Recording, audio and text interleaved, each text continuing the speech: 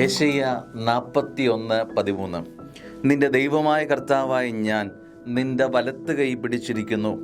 ഞാനാണ് പറയുന്നത്, ഭയപ്പെടേണ്ട, ഞാൻ നിന്നെ സഹായിക്കും.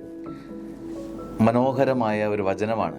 പ്രഭാതത്തിൽ ഭയപ്പെടേണ്ട എന്ന് നിന്നെ നോക്കി പറയാൻ സ്വർഗത്തിലെ നല്ല അപ്പന് മാത്രമേ കഴിയുകയുള്ളൂ.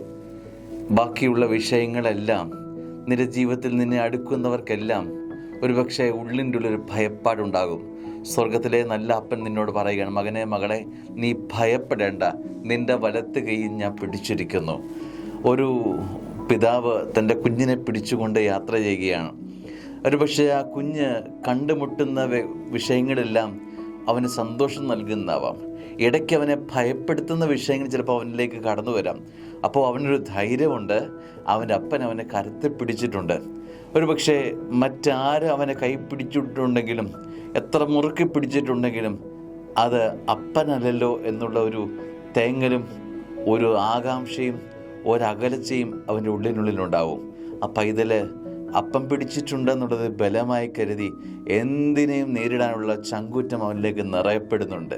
പ്രിയ ദൈവപൈതലെ, സ്വർഗത്തിലെ അപ്പൻ നിൻ്റെ വലത്ത് പിടിച്ചിട്ടുണ്ടെങ്കിൽ പിന്നെ നീ എന്തിന് ഭയപ്പെടണം? ആരെ ഭയപ്പെടണം? ഇത് സ്വർഗത്തിൻ്റെ വലിയ പ്രതീക്ഷയാണ്. ഇന്ന് പകൽക്കാലത്തിൽ നീ ഇന്ന് ഇടപെടാൻ പോകുന്ന, നീ ഇന്ന് കണ്ടുമുട്ടാൻ പോകുന്ന എൻ്റെ ഏത് ജീവിത സാഹചര്യമായിക്കൊള്ളട്ടെ, എടുത്തുചാട്ട അനുഭവങ്ങളായിക്കൊള്ളട്ടെ, ഒരുപക്ഷെ ഭയാനകമെന്ന് നീ കരുതുന്ന വിഷയങ്ങളെ നീ ഏറ്റുമുട്ടുന്ന അനുഭവങ്ങളായിക്കൊള്ളട്ടെ, ഇവയിലെല്ലാം ഒരു ധൈര്യം പകരാൻ സ്വർഗത്തിലെ നല്ല അപ്പൻ എന്ന് വിചാരിക്കുകയാണ്. ഭയപ്പെടേണ്ട മകനെ, മകളെ, നീ ഭയപ്പെടേണ്ട. സ്വർഗം നിന്നെ വലത്തുകരിൽ പിടിച്ചിട്ടുണ്ട്. ശക്തിപ്പെടണം. ഈ വചനം നിന്നെ ശക്തിപ്പെടുത്തും. ആമേൻ.